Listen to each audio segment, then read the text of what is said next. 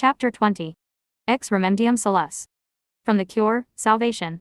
Printed on all American currency. By some miracle, I must make a good enough impression on Brian and Mrs. Scarf to satisfy Carol, even though I barely speak during the remainder of their visit, or maybe because I barely speak. It's mid-afternoon by the time they leave, and although Carol insists I help out with a few more chores and she makes me stick around for dinner every minute that I can't run to Alex in agony, 60 seconds of pure driving torture, she promises me I can go for a walk when I'm done eating, before curfew. I inhale my baked beans and frozen fish sticks so fast I almost puke, and practically sit bouncing in my chair until she releases me. She even lets me out of dishwashing duty, but I'm too angry at her for cooping me up in the first place to feel grateful. I go to 37 Brooks first. I don't really think he'll be there waiting for me, but I'm hoping for it anyway. But the rooms are empty, the garden too. I must be half delirious by that point because I check behind the trees and bushes, as though he might suddenly pop out, like he used to do a few weeks ago when he and Hannah and I would play our epic games of hide and seek. Just thinking about it brings a sharp pain to my chest. Less than a month ago, all of August still stretched before us, long and golden and reassuring like an endless period of delicious sleep. Well, now I've woken up. I make my way back through the house. Seeing all our stuff scattered in the living room, blankets, a few magazines and books, a box of crackers and some cans of soda, gold board games including a half-completed game of Scrabble abandoned when Alex began making up words like clothes and your egg, makes me overwhelmingly sad and reminds me of that single house that survived the Blitz and that cracked and bombed out street, a place where everybody went on stupidly doing everyday things, right up until the moment of disaster, and afterward everyone said, how could they not have known what was coming? Stupid to be so careless with our time, to believe we had so much of it left. I head into the streets, frantic and desperate now, but unsure of what to do next. He mentioned to me once that he lived on Forsyth, the long row of gray slab buildings owned by the university, so I go that way. But all the buildings look identical. There must be dozens of them, hundreds of individual apartments. I'm tempted to tear through each and every one until I find him, but that would be suicide. After a couple of students give me suspicious glances, I'm sure I look like a disaster, red-faced and wild-eyed and close to hysterical. I duck into a side street. To calm myself, I start reciting the elemental prayers. H is for hydrogen, a weight of 1. When fissions split, as brightly lit, as hot as any sun. I'm so distracted walking home that I get lost in the tangle of streets leading away from the up campus. I end up on a narrow one-way street I've never seen before and have to backtrack to Monument Square. The governor is standing there as always, his empty palm outstretched, looking sad and forlorn in the fading evening light, as though he's a beggar, forever condemned to ask for alms. But seeing him gives me an idea. I dig in the bottom of my bag for a scrap of paper and a pen and scrawl out, let me explain please. Midnight at the house. 8/17. Then, after checking to make sure that no one is watching me from the few remaining lit windows that overlook the square, I hop up onto the statue's base and stuff the note into the little cavity in the governor's fist. The chance that Alex will think to check there is 1,000,000 to 1. But still, there's a chance. That night, as I'm slipping out of the bedroom, I hear rustling behind me. When I turn around, Gracie's sitting up in bed again, blinking at me, her eyes as reflective as an animal's. I touch my finger to my lips. She does the same, an unconscious mimic, and I slip out the door. When I'm on the street, I look up once toward the window. For a second I think I see Gracie looking down at me, her face as pale as a moon. But maybe it's just a trick of the shadows skating silently over the side of the house. When I look again, she's gone. The house at 37 Brooks is all dark when I push my way in through the window, and totally silent. He's not here, I think. He didn't come, but a piece of me refuses to believe it. He must have come. I've brought a flashlight with me, and I begin a sweep of the house, my second of the day, refusing for superstitious reasons to call out for him. Somehow I can't stand it. If he doesn't answer, I'll be forced finally to accept that he never received my note, or, even worse, did receive it but has decided not to come. In the living room I stop short. All our things, the blankets, the games, the books, are gone. The warped wooden floor lies bare and exposed under the beam of my flashlight. The furniture sits cold and silent, stripped of all our personal touches, the discarded sweatshirts and half-used bottles of sunscreen. It has been a long time since I've been afraid of the house or frightened of walking into its rooms at night, but now a sense of the cavernous empty spaces around me comes back, room after room of tumbling down things, rotting things, rodents blinking at you from dark spaces, and a deep chill runs through me. Alex must have been here after all, to clean up our stuff. The message is as clear to me as any note. He's done with me. For a moment I even forget to breathe. And then the coldness comes, a surge of it so strong it hits me in the chest like a physical force, like walking straight into the breakers at the beach. My knees buckle and I go into a crouch, shivering uncontrollably. He's gone. A strangled sound works its way out of my throat and breaks the silence around me all at once. Suddenly I'm sobbing loudly into the dark, letting the flashlight fall to the ground and blink out. I fantasize that I'll cry so much I'll fill the house and drown, or be carried away on a river of tears to some distant place. Then I feel a warm hand on the back of my neck, working through a tangle of my hair. Lena. I turn around and Alex is there, bending over me. I can't really make out his expression, but in the limited light it looks hard to me, hard and immobile, as though it's made out of stone. For a second I'm worried that I'm only dreaming him, but then he touches me again and his hand is solid and warm and rough. Lena, he says again, but he doesn't seem to know what else to say. I scramble to my feet, wiping my face on my forearm. You got my note. I'm trying to gulp back the tears but just succeed in hiccuping several times. Note. Alex repeats. I wish I was still holding the flashlight so I could see his face more clearly. At the same time, I'm terrified of it, and of the distance I might find there. I left you a note at the governor, I said. I wanted you to meet me here. I didn't get it, he says. I think I hear a coldness in his voice. I just came to. Stop. I can't let him finish. I can't let him say that he came to pack up, that he doesn't want to see me again. It will kill me. Love, the deadliest of all deadly things. Listen, I say, hiccuping through the words. Listen about today. It wasn't my idea. Carol said I had to meet him, and I couldn't get a message to you.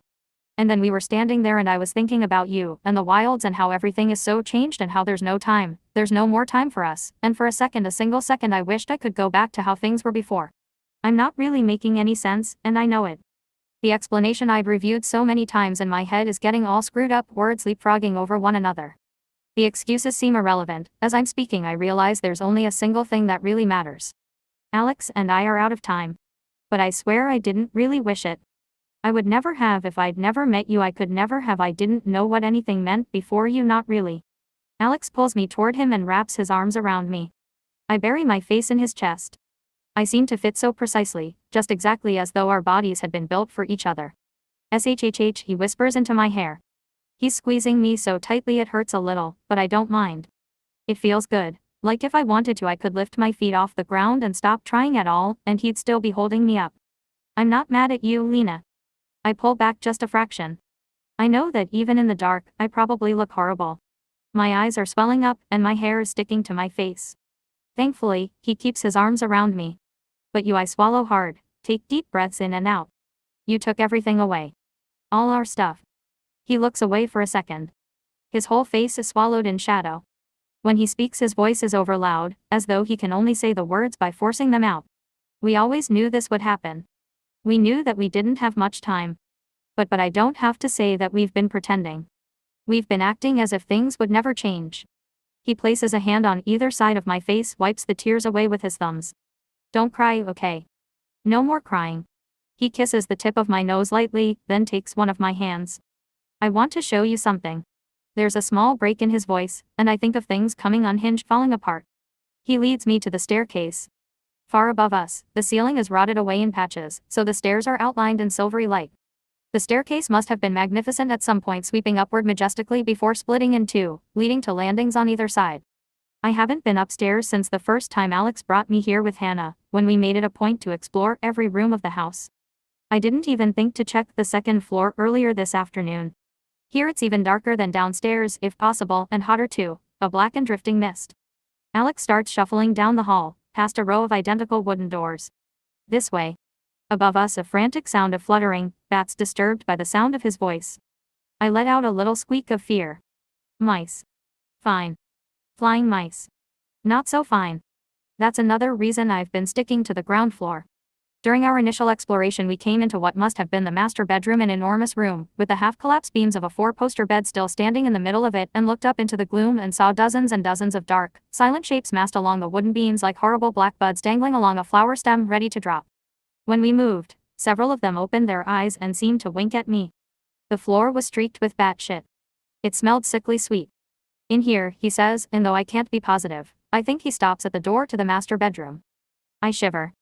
I have zero desire to see the inside of the bat room again. But Alex is emphatic, so I let him open the door and I pass inside in front of him. As soon as we walk into the room I gasp and stop so suddenly he bumps into me. The room is incredible. It's transformed. Well, There's a note of anxiety in Alex's voice. What do you think? I can't answer him immediately. Alex has shoved the old bed out of the way into one of the corners, and swept the floor perfectly clean. The windows, or what windows remain, are flung open so the air smells like gardenias and night-blooming jasmine, their scents drifting in on the wind from outside. He has arranged our blanket and books in the center of the room and unraveled a sleeping bag there too, surrounding the whole area with dozens and dozens of candles stuck in funny makeshift canisters, like old cups and mugs or discarded Coca-Cola cans, just like they were at his house in the wilds.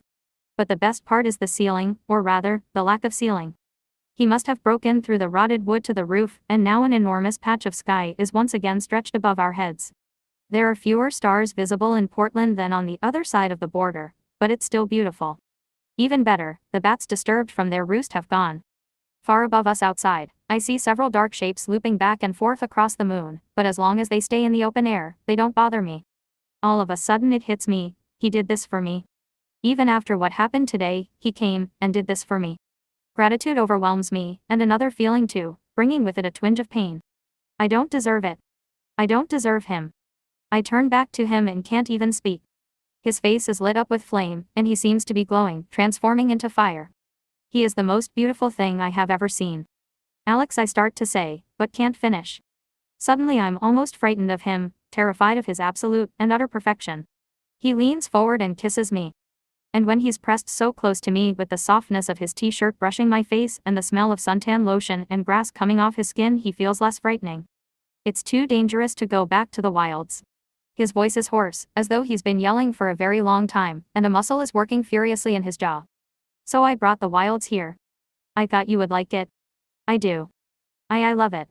I press my hands against my chest, wishing I could somehow be even closer to him. I hate skin.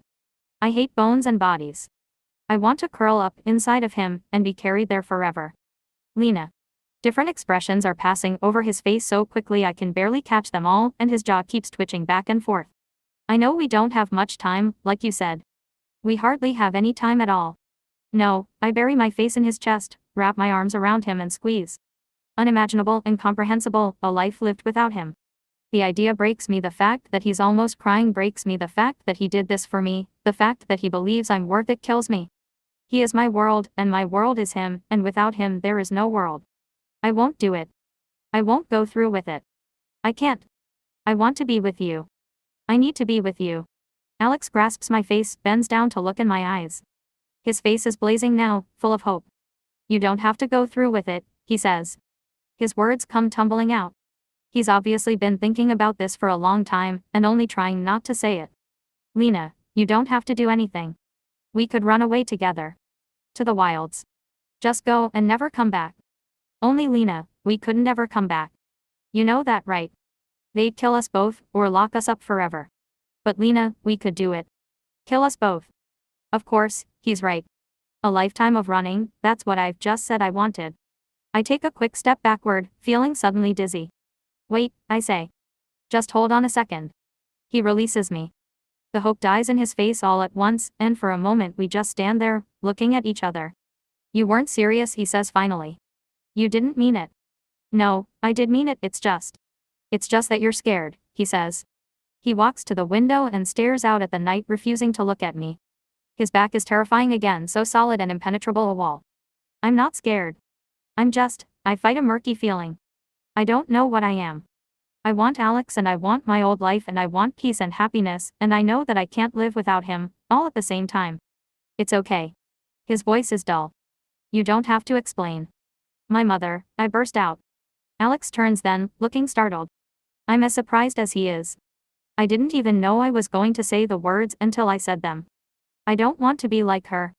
Don't you understand? I saw what it did to her, I saw how she was. It killed her, Alex. She left me, left my sister, left it all. All for this thing inside of her. I won't be like her. I've never really spoken about this, and I'm surprised by how difficult it is.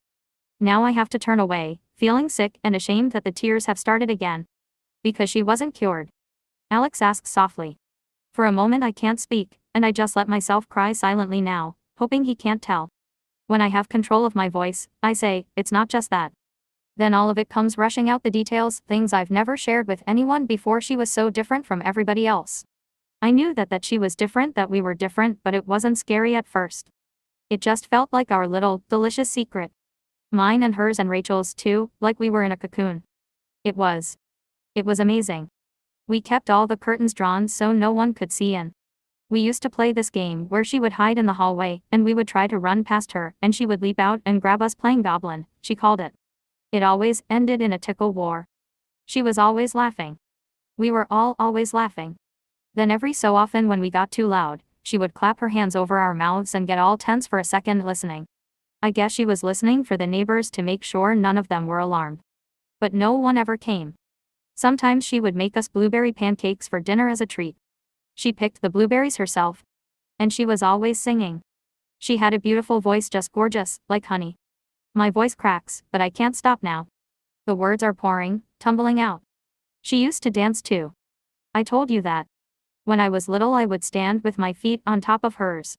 She would wrap her arms around me and we would move slowly around the room while she counted out the beat, tried to teach me about rhythm. I was terrible at it, clumsy, but she always told me I was beautiful. Tears make the floorboards blur beneath my feet. It wasn't all good, not all the time. Sometimes I would get up in the middle of the night to go to the bathroom and I'd hear her crying. She always tried to muffle it by turning into her pillow, but I knew. It was terrifying when she cried. I'd never seen a grown-up cry before, you know. And the way she did it, the wailing. Like some kind of animal. And there were days she didn't get out of bed at all. She called those her black days. Alex moves closer to me. I'm shaking so badly I can hardly stand. My whole body feels like it's trying to expel something, cough something up from deep in my chest. I used to pray that God would cure her of the black days. That he would keep her safe for me. I wanted us to stay together. Sometimes it seemed like the praying worked. It was good most of the time. It was more than good. I can barely bring myself to say these words. I have to force them out in a low whisper. Don't you get it? She left all that. She gave it up for that thing. Love. Amor, deliria nervosa, whatever you want to call it. She gave me up. I'm sorry, Lena, Alex whispers behind me. This time he does reach out. He starts drawing long, slow circles on my back. I lean into him. But I'm not done yet. I swipe at the tears furiously, take a big breath. Everyone thinks she killed herself because she couldn't stand to have the procedure again. They were still trying to cure her, you know. It would have been her fourth time. After her second procedure they refused to put her under. They got the anesthesia was interfering with the way the cure was taking. They cut into her brain, Alex, and she was awake. I feel his hand stiffen temporarily, and I know he's just as angry as I am. Then the circles start up again. But I know that's not really why. I shake my head. My mom was brave. She wasn't afraid of pain. That was the whole problem, really. She wasn't afraid. She didn't want to be cured. She didn't want to stop loving my dad. I remember she told me that once just before she died. They're trying to take him from me, she said. She was smiling so sadly. They're trying to take him, but they can't. She used to wear one of his pins around her neck on a chain. She kept it hidden most of the time, but that night she had it out and was staring at it. It was this strange long silver dagger thing with two bright jewels in the hilt like eyes. My dad used to wear it on his sleeve. After he died she wore it every day, never took it off even to bathe. I suddenly realize that Alex has removed his hand and taken 2 steps away from me. I turn around and he's staring at me, white-faced and shocked, as though he's just seen a ghost. What? I wonder if it's possible I've offended him in some way. Something about the way he's staring makes fear start beating at my chest, a frantic flutter. Did I say something wrong? He shakes his head in almost imperceptible motion. The rest of his body stays as straight and tense as a wire stretched between 2 posts. How big was it? The pin, I mean. His voice sounds strangely high-pitched. The point isn't the pin, Alex, the point is. How big was it? Louder now and forceful. I don't know. Like the size of a thumb, maybe. I'm completely baffled by Alex's behavior. He has the most pained look on his face as though he's trying to swallow a whole porcupine. It was originally my grandfather's made just for him, a reward for performing a special service for the government. Unique. That's what my dad always said, anyway. Alex doesn't say anything for a minute. He turns away, and with the moon shining down on him, and his profile so hard and straight, he could be built out of stone. I'm glad he's not staring at me anymore though. He was starting to freak me out. What are you doing tomorrow? He asks finally, slowly, as though every word is an effort. It seems like a weird thing to ask in the middle of a completely unrelated conversation, and I start to get annoyed. Were you even listening to me? Lena, please. There it is, the strangled, choking note again. Just answer me. Are you working? Not until Saturday. I rub my arms. The wind blowing in has a chilly edge to it. It lifts the hair on my arms, makes goosebumps prick up on my legs. Autumn is coming. Why? You have to meet me. I have something to show you. Alex turns back to me again, and his eyes are so wild and black, his face so unfamiliar looking. I take a step backward. You'll have to do better than that. I try to laugh, but what comes out is a little gurgling sound. I'm scared, I want to say. You're scaring me. Can you at least give me a hint? Alex takes a deep breath, and for a minute I think he won't answer me. But he does. Lena, he says at last. I think your mother is alive. Chapter 21. Liberty and Acceptance. Peace in Enclosure. Happiness in Renunciation. Words carved above the gates at the entrance to the crypts. When I was in 4th grade, I went on a field trip to the crypts. It's mandated that every child visit at least once in elementary school as part of the government's anti-crime, anti-resistance education. I don't remember much about my visit except for a feeling of utter terror, a dim impression of coldness, of blackened concrete hallways, slicked with mold and moisture and heavy electronic doors. To be honest, I think I've successfully blocked out most of the memory. The whole purpose of the trip was to traumatize us into staying on the straight and narrow, and they definitely had the traumatized part right. What I do remember is stepping out afterward into the bright sunshine of a beautiful spring day with a sense of overpowering relief and also confusion, as I realized that in order to exit the crypts we actually had to descend several staircases to the ground floor. The whole time we'd been inside, even as we climbed, I had the impression of being buried underground, locked several stories under the surface of the earth. That's how dark it was, how close and bad smelling, like being encased in a coffin with rotting bodies. I also remember that as soon as we got outside, Liz Billman began to cry, just sob right there while a butterfly flapped around her shoulder, and we were all in shock because Liz Billman was super tough and kind of a bully, and hadn't even cried the time she broke her ankle in gym class.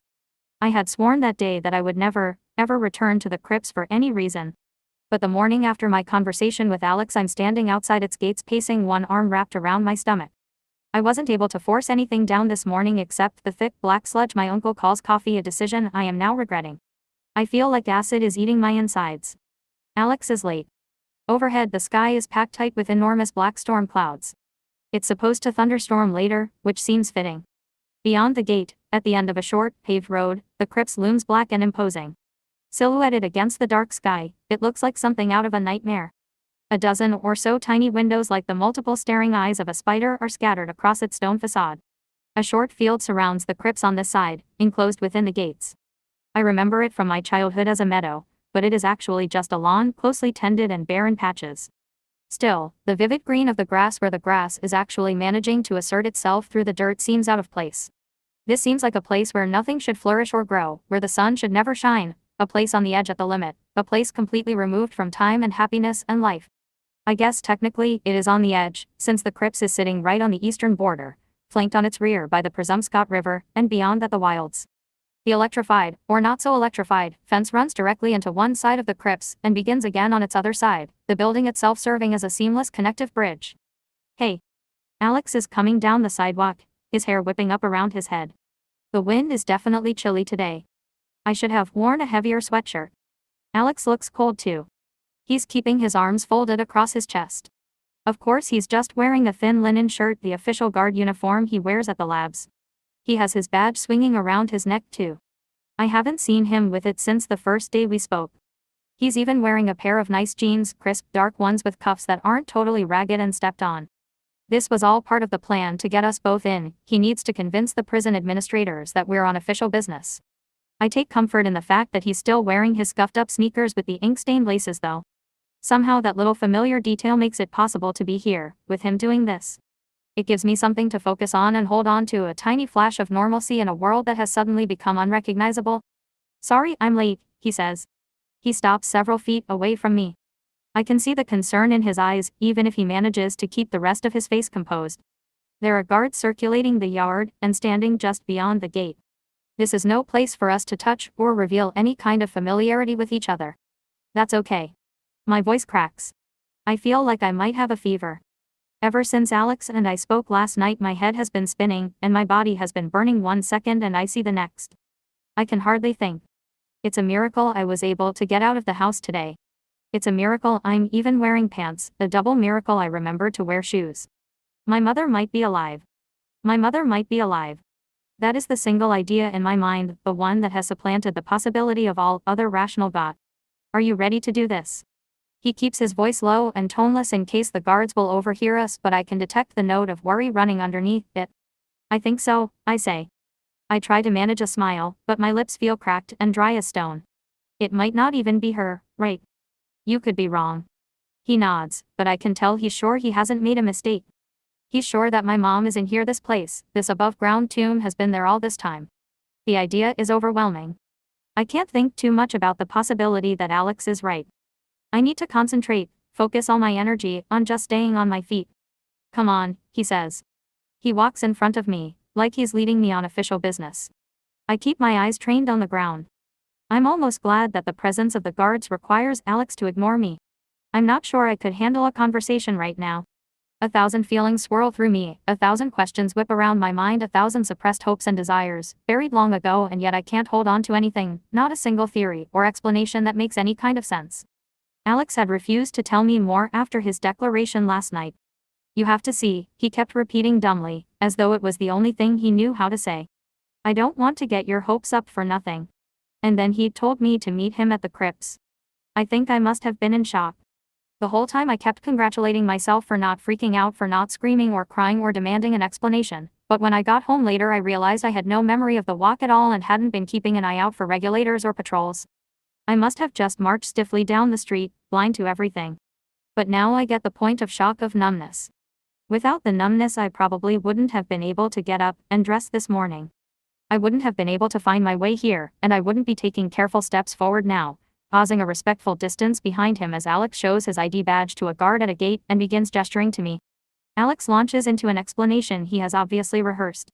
There was an incident at her evaluation, he says, his voice icy.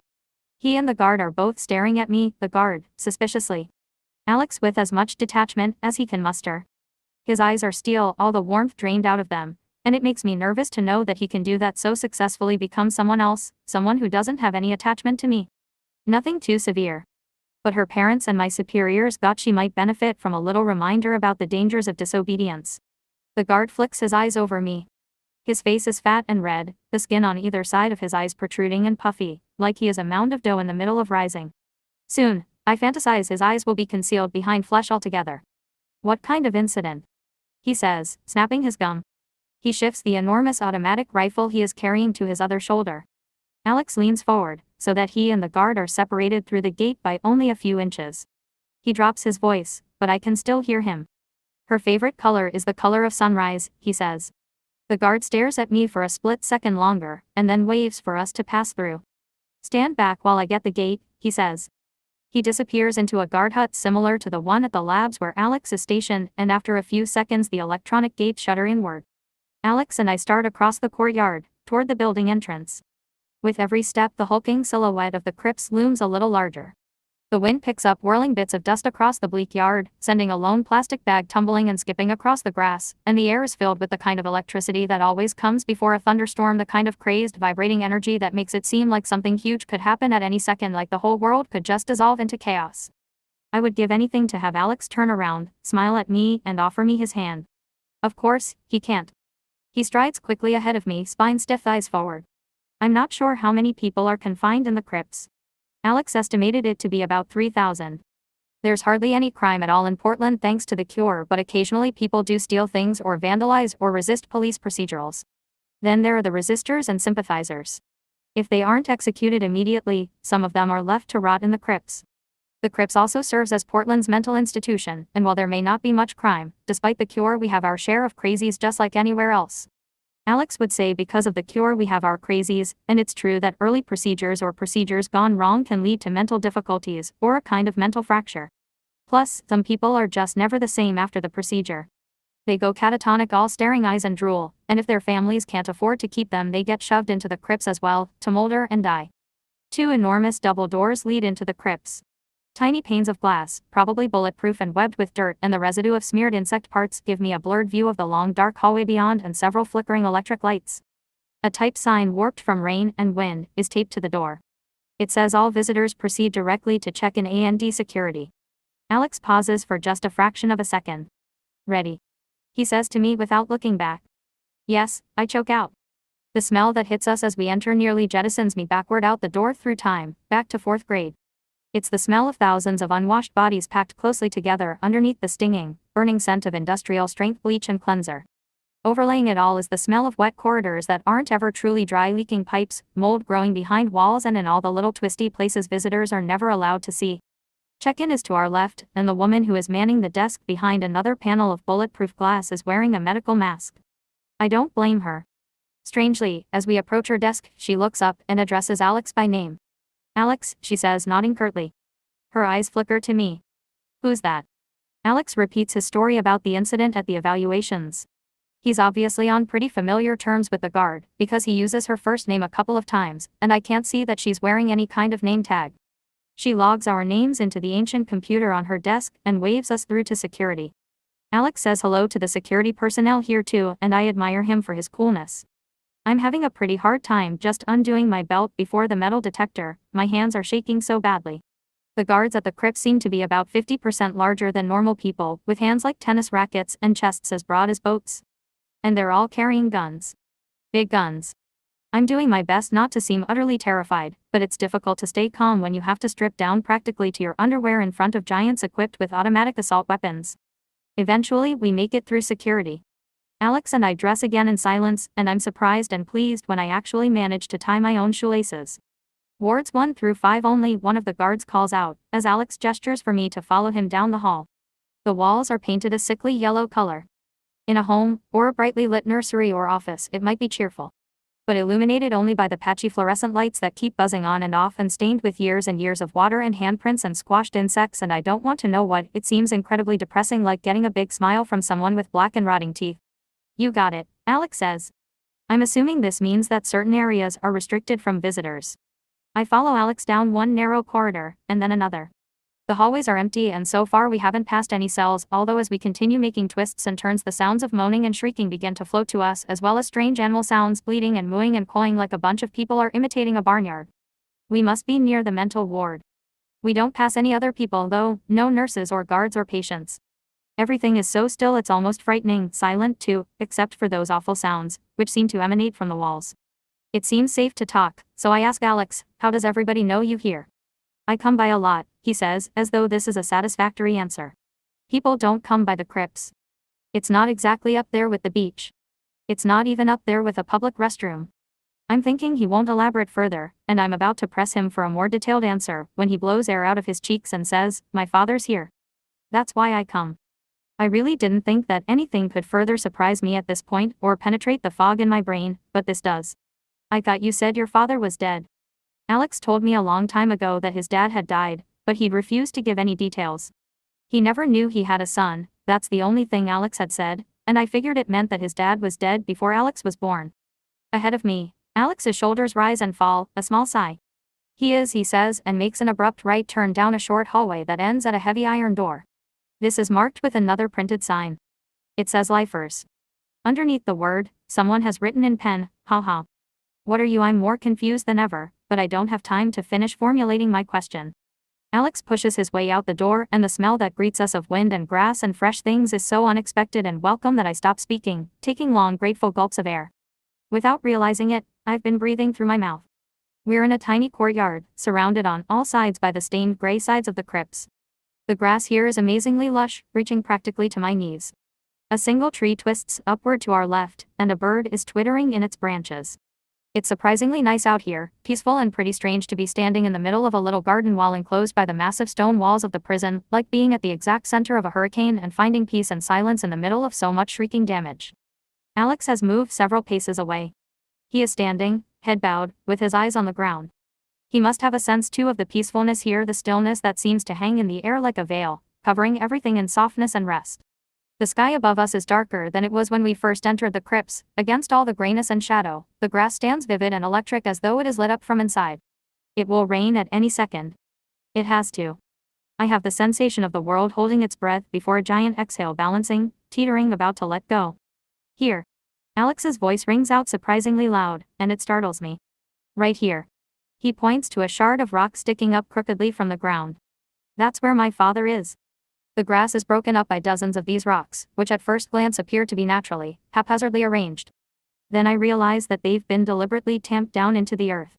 Some of them are covered in fading black markings, mostly illegible, although on one stone I recognize the word Richard, and on another died. Tombstones, I realize as the purpose of the courtyard dawns on me. We're standing in the middle of a graveyard. Alex is staring down at a large chunk of concrete, as flat as a tablet, pressed down into the earth in front of his feet. All the writing is visible here, the words neatly printed in what looks like black marker, their edges slightly blurred as though someone has been continuously retracing them over a long period of time. It says Warren Shees R.I.P. Warren Shees, I say. I want to reach out and slip my hand into Alex's, but I don't think we're safe. There are a few windows surrounding the courtyard on the ground floor, and even though they are thickly coated in grime, someone could walk by at any moment, look out and see us.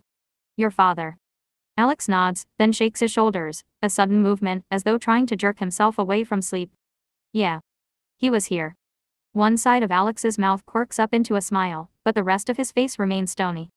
For 14 years. He draws a slow circle in the dirt with his toe, the first physical sign of discomfort or distraction he has given since we arrived.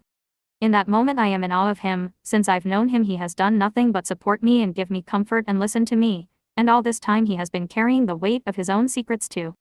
What happened? I ask quietly. I mean, what did he? I trail off. I don't want to push the issue. Alex glances at me quickly and looks away. What did he do? He says. The hardness has returned to his voice. I don't know. What all the people who end up in Ward 6 do. He got for himself. Stood up for what he believed in. Refused to give in. Ward 6. Alex avoids my eyes carefully. The dead ward, he says quietly. For political prisoners mostly. They're kept in solitary confinement. And no one ever gets released.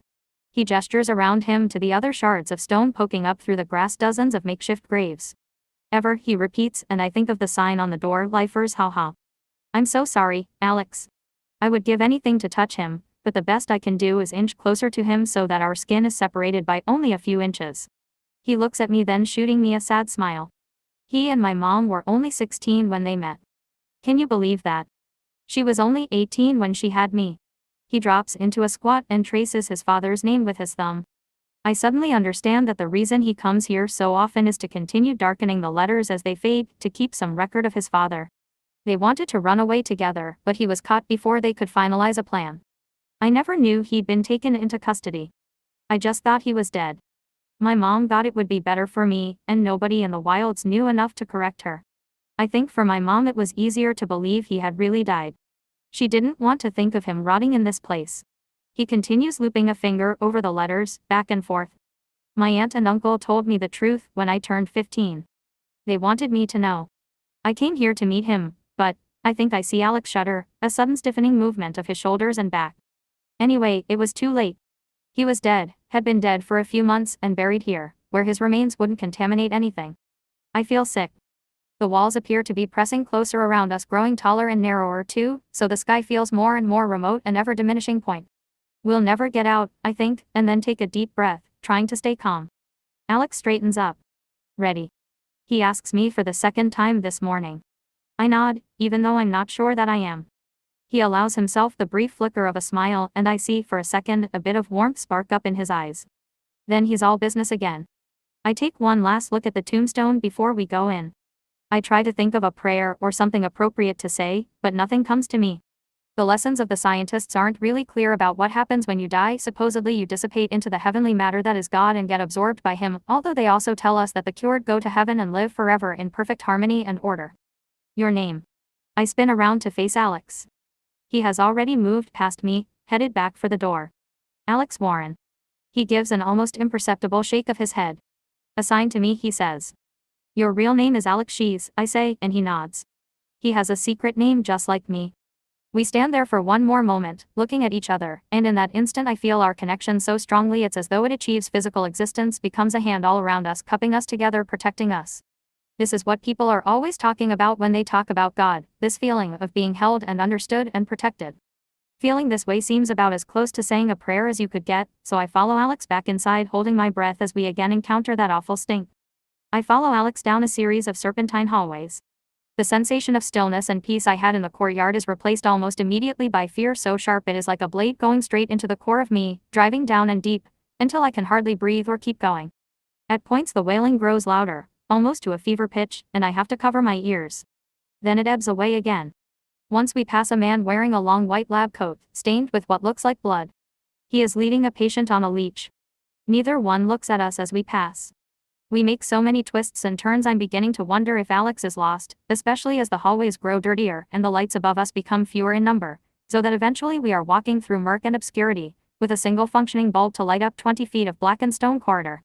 At intervals various glowing neon signs appear in the darkness, as though they are rising out of the air itself. Ward 1, Ward 2, Ward 3, Ward 4. Alex keeps going though, and when we pass the hallway that leads to Ward 5 I call out to him, convinced he has gotten confused or lost his way. Alex, I say, but even as I say the word it strangles me, because just then we come up to a heavy set of double doors marked with a small sign, barely illuminated, so faint I can hardly read it. And yet it seems to burn as brightly as 1,000 suns. Alex turns around, and to my surprise his face isn't composed at all. His jaw is working and his eyes are full of pain, and I can tell he hates himself for being there, for being the one to say it, for being the one to show me. I'm sorry, Lena, he says. Above him the sign smolders in the darkness. Ward 6.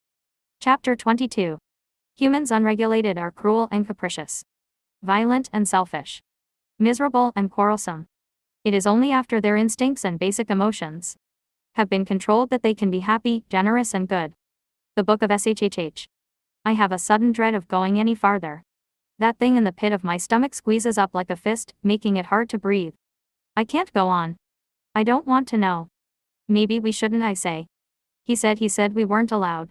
Alex reaches out for me like he's thinking of touching me, then remembers where we are and forces his arms to his sides. Don't worry, he says. I have friends here. It's probably not even her. My voice is rising a little, and I'm worried I might have a meltdown. I lick my lips, trying to keep it together. It was probably just a big mistake. We shouldn't have come in the first place. I want to go home. I know I must sound like a toddler throwing a tantrum, but I can't help it. Walking through those double doors seems absolutely impossible. Lena, come on. You have to trust me. Then he does reach out for just a second, skating one finger across my forearm. Okay. Trust me. I do trust you. It's just the air, the stench, the darkness and the sensation of rot all around me. It makes me want to run. If she isn't here. Well, that's bad. But if she is. I think it might be even worse. Alex watches me closely for a second. You have to know, Lena, he says finally firmly, and he's right. I nod. He gives me the barest flicker of a smile, then reaches forward and heaves open the doors to Ward 6. We step into a vestibule that looks exactly like what I imagine a cell in the crypts might be like. The walls and floor are concrete, and whatever color they might once have been painted has now faded to a dingy mossy gray. A single bulb is set high in the ceiling, and barely delivers enough light to illuminate the tiny space. There is a stool in the corner occupied by a guard. This guard is actually normal size, skinny, even with acne pockmarks and hair that reminds me of overcooked spaghetti.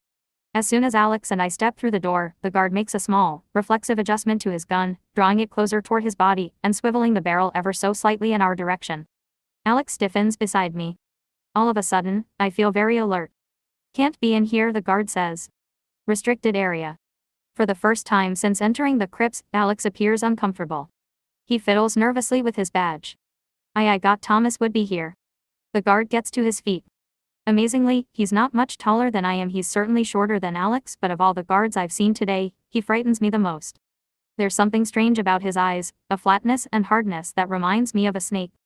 I've never had a gun pointed at me before, and staring into the long black tunnel of its barrel makes me feel like I'm going to faint. Oh, he's here all right. He's always here nowadays. The guard smiles humorlessly, and his fingers dance against the trigger. When he speaks his lips curl upward, revealing a mouth full of crooked yellow teeth. What do you know about Thomas? The room takes on the stillness and charge of the air outside, and reminds me of waiting for thunder to crack. Alex allows himself one small indication of nervousness. He curls and flexes his fingers against his thighs. I can almost see him thinking, trying to figure out what to say next. He must know that mentioning Thomas was a bad decision. Even I heard the contempt and suspicion in the guard's voice as he pronounced the name. After what seems like a terribly long time but is probably only a few seconds, the blank, official look sweeps down over his face again. We heard there was some kind of problem, that's all. The statement is sufficiently vague, and a decent assumption. Alex twirls his security badge idly between two fingers. The guard flicks his eyes to it, and I can tell he relaxes. Fortunately, he doesn't try to look at it more closely. Alex has only level 1 security clearance in the labs, which means he barely has the right to visit the janitor's closet, much less parade around restricted areas, there or anywhere else in Portland as though he owns them.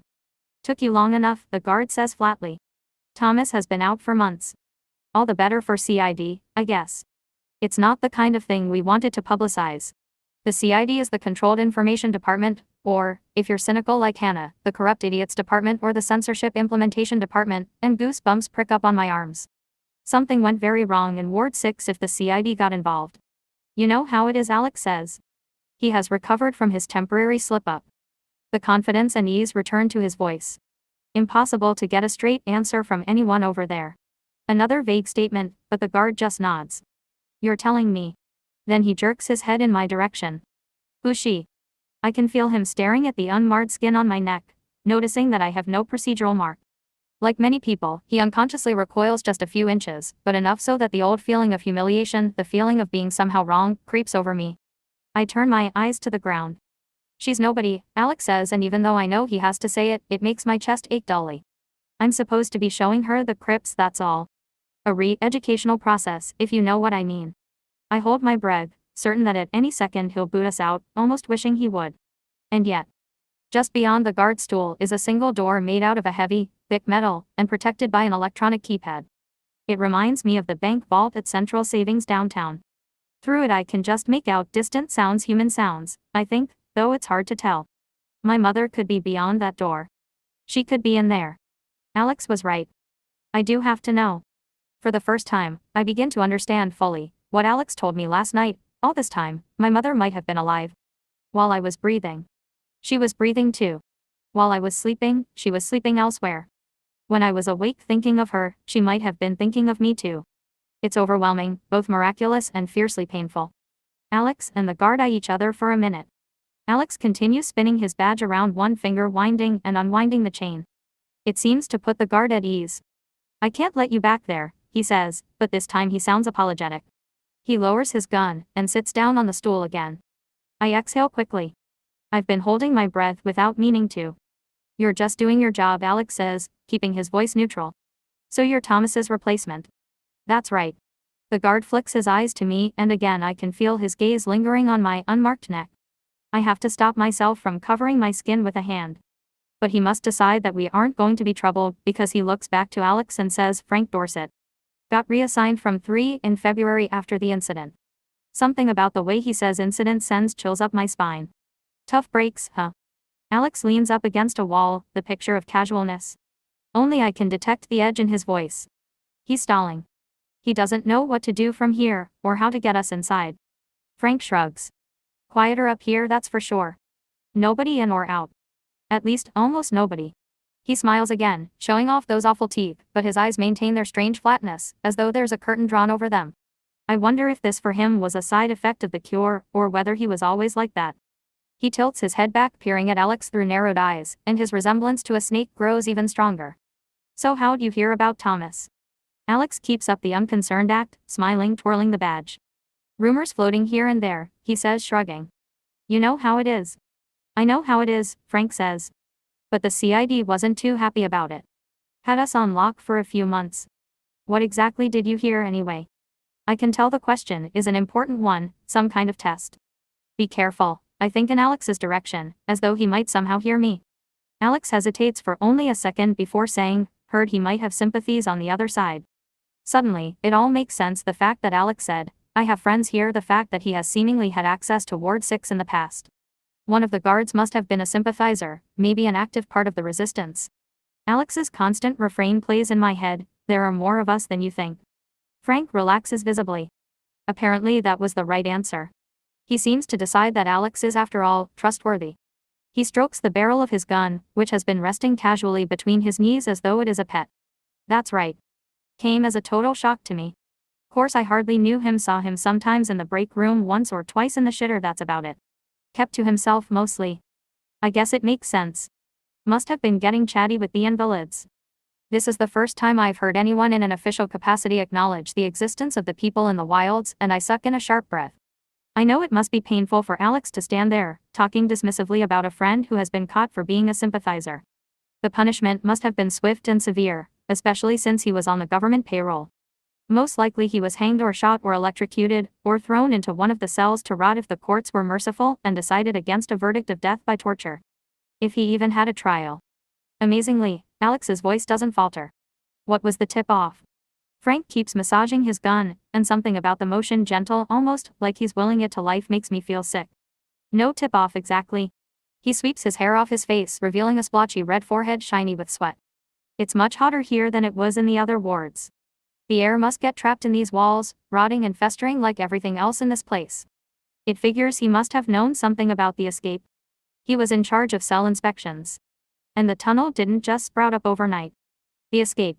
The words fly out of my mouth before I can help it. My heart starts jolting painfully in my chest. Nobody has ever escaped the crypts, not ever. For a moment Frank's hand pauses on the gun, his fingers once again performing a dance on the trigger. Sure, he says, keeping his eyes on Alex as though I'm not even there. You must have heard about it. Alex shrugs. A little of this, a little of that. Nothing confirmed. Frank laughs. It's a terrible sound. It reminds me of the time I saw two seagulls fighting in midair over a scrap of food, screeching as they tumbled toward the ocean. Oh, it's confirmed, he says. Happened back in February. We got the alarm from Thomas, as a matter of fact. Course if he was in on it, she might have had a lead time of 6-7 hours.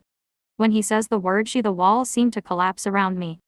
I take a quick step backward, bumping up against a wall. It could be her, I think, and for one horrible guilty second I'm disappointed. Then I remind myself that she might not be here at all, and in any case, it could have been anyone who escaped, any female sympathizer or agitator. Still, the dizziness does not subside. I'm filled with anxiety and fear and a desperate craving all at once. What's wrong with her? Frank asks. His voice sounds distant. Air, I manage to force out. It's the air in here. Frank laughs again, that unpleasant cackling sound. You think it's bad out here, he says. It's paradise compared to the cells. He seems to take pleasure in this, and it reminds me of a debate I had a few weeks ago with Alex when he was arguing against the usefulness of the cure. I said that without love, there could also be no hate, without hate no violence. Hate isn't the most dangerous thing, he'd said. Indifference is. Alex starts talking. His voice is low and still casual, but there's an undertone of force to it, the kind of voice street peddlers lapse into when they are trying to get you to buy a carton of bruised berries or a broken toy. It's okay, I'll give you a deal, no problem, trust me. Listen, just let us in for a minute. That's all, it will take a minute. You can tell she's already scared out of her mind. I had to come all the way out here for this, day off and everything. I was going to go to the pier, maybe try out some fishing.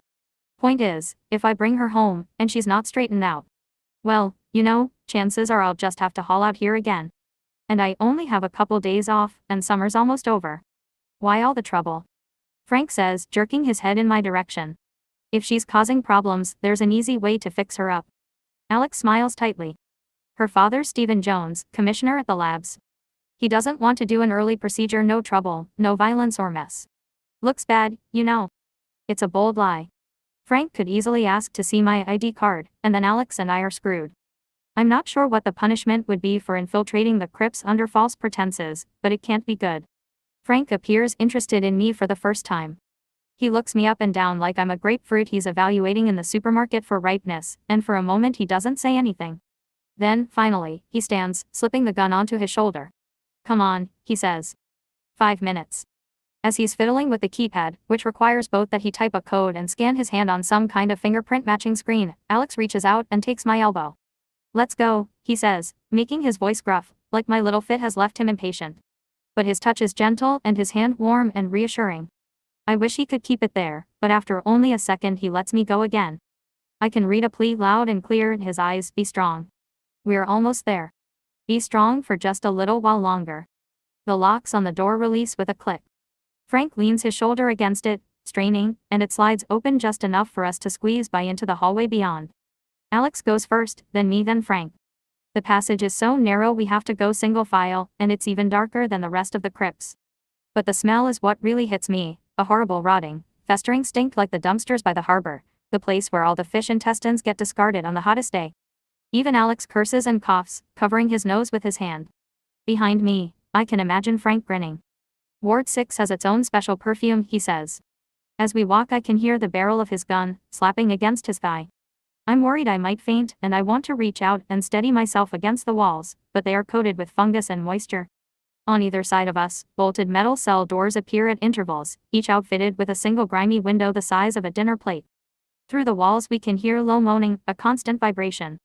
It's worse somehow than the screeches and screams of earlier. This is the sound people make when they've long ago given up hope that anyone is listening, a reflexive sound, meant just to fill the time and the space and the darkness.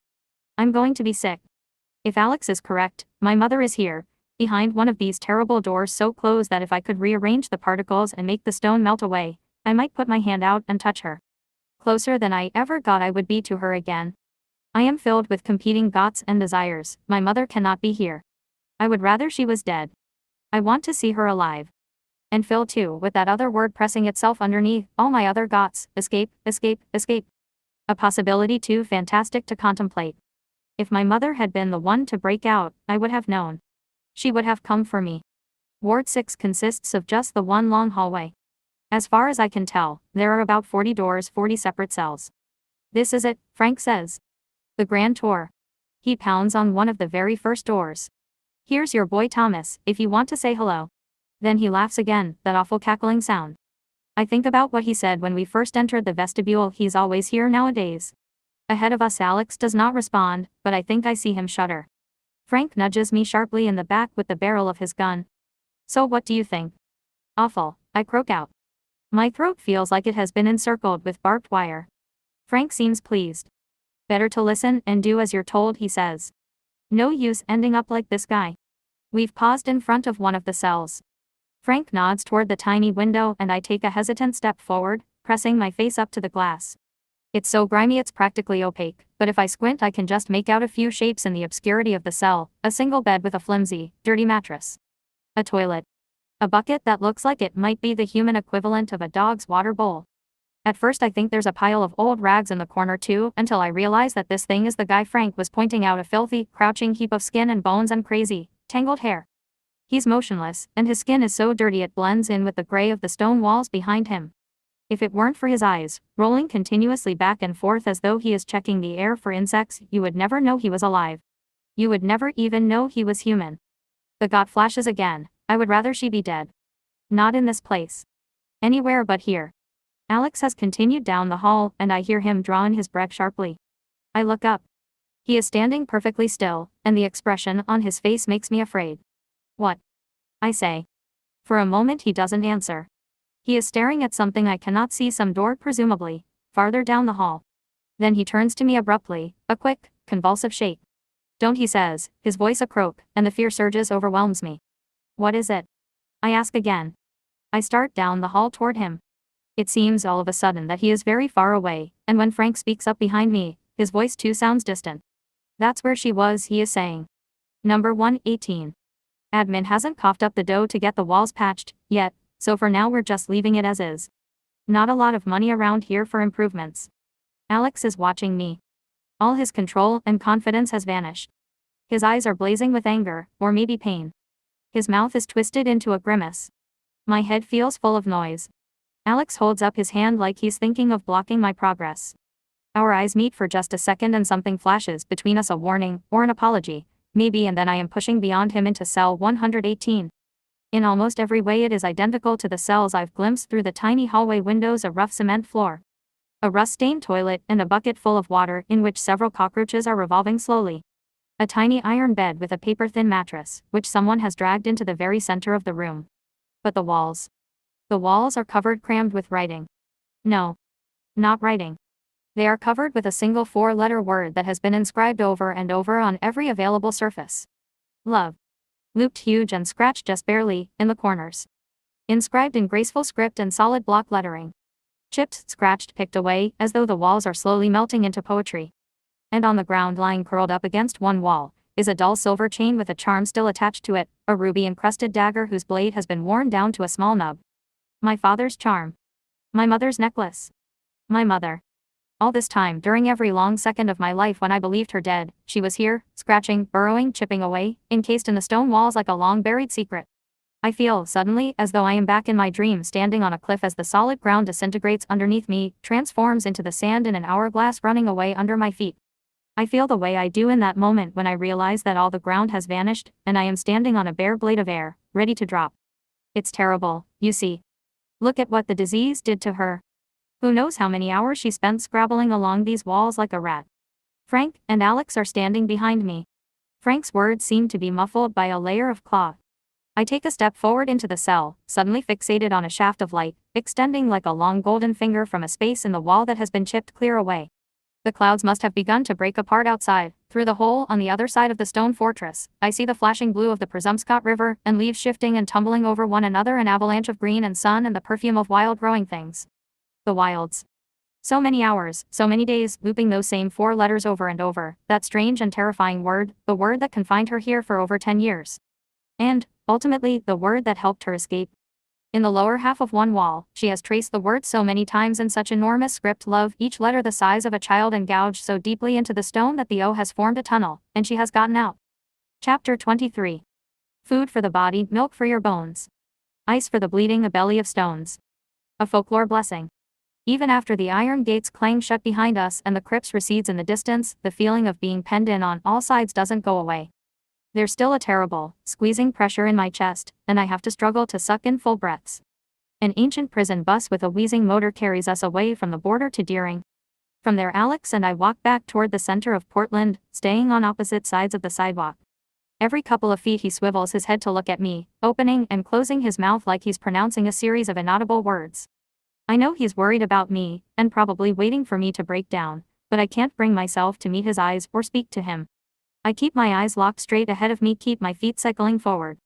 Other than the terrible pain in my chest and stomach, my body feels numb.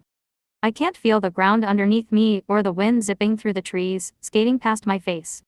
Can't feel the warmth of the sun, which has against all odds broken through the terrible black clouds, lighting the world up a strange greenish color as though everything is submerged underwater. When I was little and my mother died, she died, I remember going out for my first ever run and getting hopelessly lost at the end of Congress, a street I'd been playing on my whole life. I turned a corner and found myself in front of the bubble and soap cleaners, and had been suddenly unable to remember where I was, and whether home was to the left or to the right. Nothing looked the same. Everything looked like a painted replica of itself, fragile and distorted, like I was caught in a funhouse hall of mirrors reflecting my regular world back to me. That's how I feel now, again.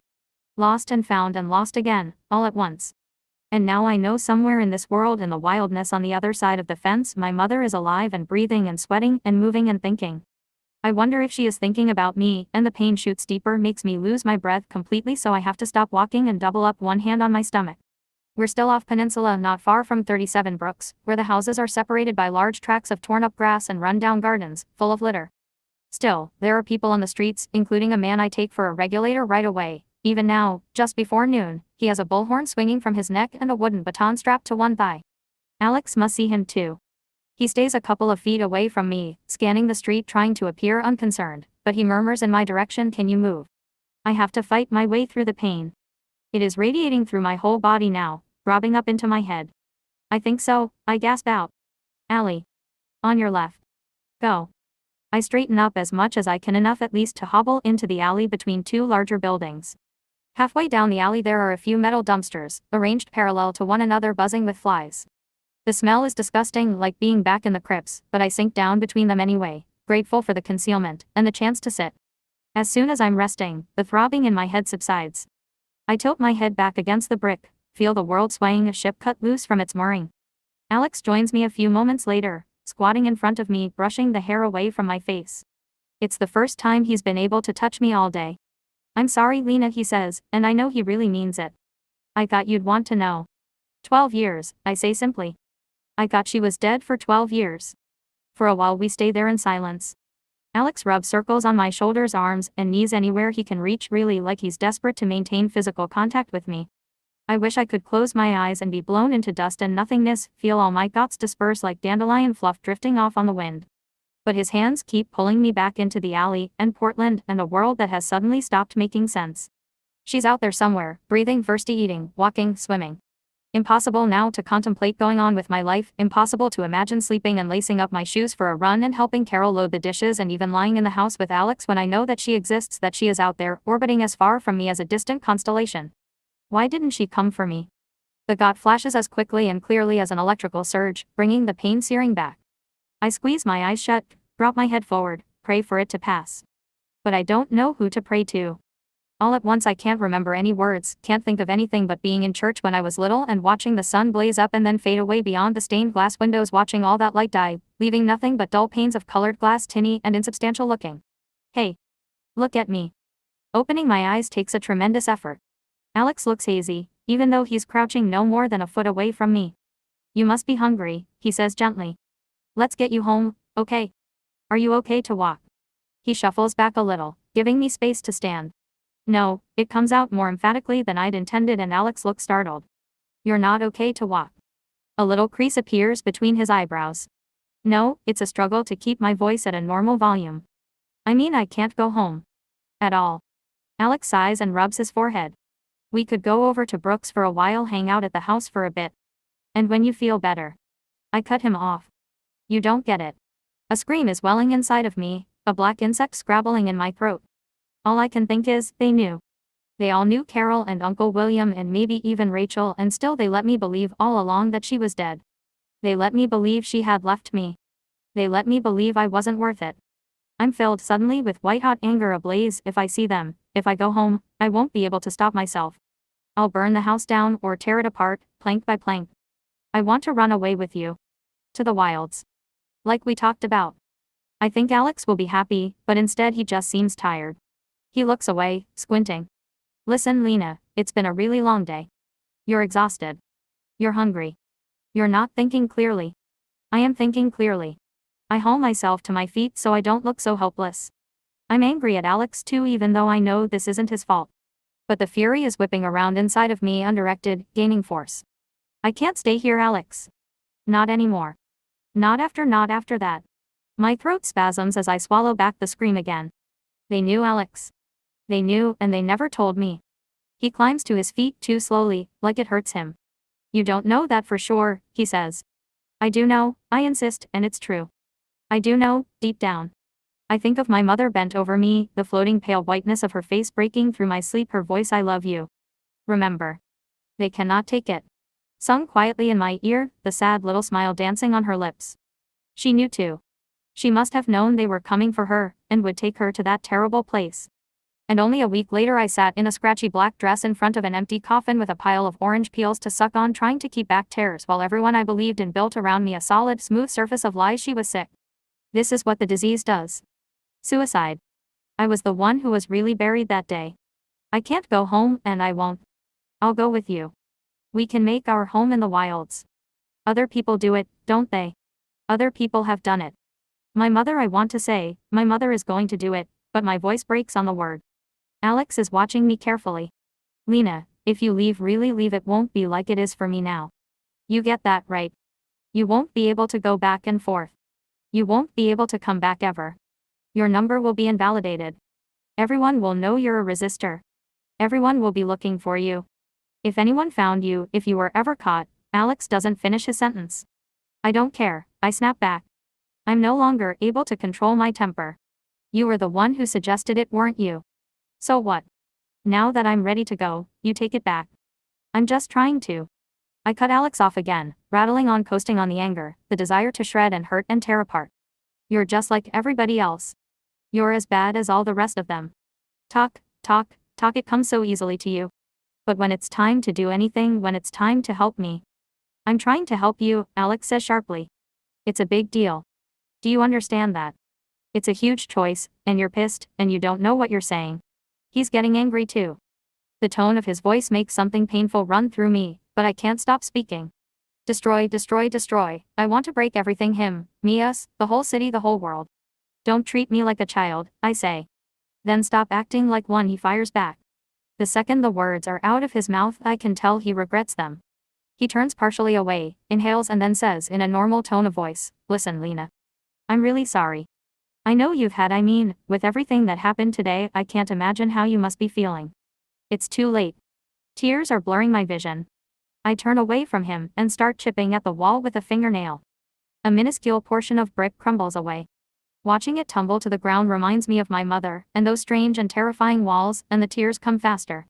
If you cared about me, you would take me away, I say. If you cared about me at all, you would go right now. I do care about you, Alex says. You don't. Now I know I am being childish, but I can't help it. She didn't either. She didn't care at all. That's not true. Why didn't she come for me, then? I'm still turned away from him, pressing a palm against the wall hard. Feeling like it too, might collapse at any second. Where is she now? Why didn't she come looking for me? You know why, he says, more firmly. You know what would have happened if she was caught again, if she was caught with you. It would have meant death for both of you. I know he's right, but that doesn't make it any better. I keep going stubbornly, unable to stop myself. It's not that. She doesn't care, and you don't care. Nobody cares. I draw my forearm across my face, swiping at my nose. Lena. Alex puts a hand on each of my elbows and guides me around to face him. When I refuse to meet his eyes, he tilts my chin upward, forcing me to look at him. Magdalena, he repeats, the first time since we met that he has ever used my full name. Your mother loved you. Do you understand that? She loved you. She still loves you. She wanted you to be safe. Heat rushes through me. For the first time in my life, I am not afraid of the word. Something seems to yawn open inside of me, to stretch out, like a cat trying to soak up the sun, and I'm desperate for him to say it again. His voice is endlessly soft. His eyes are warm and flecked with light, the color of the sun melting like butter through the trees on a warm autumn evening. And I love you too. His fingers skate the edge of my jaw, dance briefly over my lips. You should know that. You have to know that. That's when it happens. Standing there in between two disgusting dumpsters in some crappy alley with the whole world crumbling down around me, and hearing Alex say those words, all the fear I have carried with me since I learned to sit, stand, breathe, since I was told that at the very heart of me was something wrong, something rotten and diseased, something to be suppressed, since I was told that I was always just a heartbeat away from being damaged, all of it vanishes at once. That thing, the heart of hearts of me, the core of my core, stretches and unfurls even further, soaring like a flag, making me feel stronger than I ever have before. I open my mouth and say, I love you too. It's strange, but after that moment in the alley I suddenly understand the meaning of my full name, the reason my mom named me Magdalena in the first place, and the meaning of the old biblical story of Joseph and his abandonment of Mary Magdalene. I understand that he gave her up for a reason. He gave her up so she could be saved, even though it killed him to let her go. He gave her up for love. I think, maybe, my mother had a sense even when I was born that she would someday have to do the same thing. I guess that's just part of loving people, you have to give things up. Sometimes you even have to give them up. Alex and I talk about all the things I'll be leaving behind to go with him to the wilds. He wants to be absolutely sure that I know what we're getting into. Stopping by Fat Cat's Bakery after closing and buying the day-old bagels and cheddar buns for $1 each. Sitting out on the piers and watching the gulls shriek and circle overhead. Long runs up by the farms when the dew glistens off every blade of grass as though they're encased in glass. The constant rhythm of the oceans beating under Portland like a heartbeat. The narrow cobblestone streets of the old harbor, shops crowded with bright, pretty clothes I could never afford. Hannah and Grace are my only regrets. The rest of Portland can dissolve into nothing for all I care, its shiny, spindly false towers and blind storefronts and staring, obedient people bowing their heads to receive more lies, like animals offering themselves up to be slaughtered. If we go together, it's just you and me, Alex keeps repeating, as though needing to make sure I understand, as though needing to be sure that I'm sure. No going back. Ever.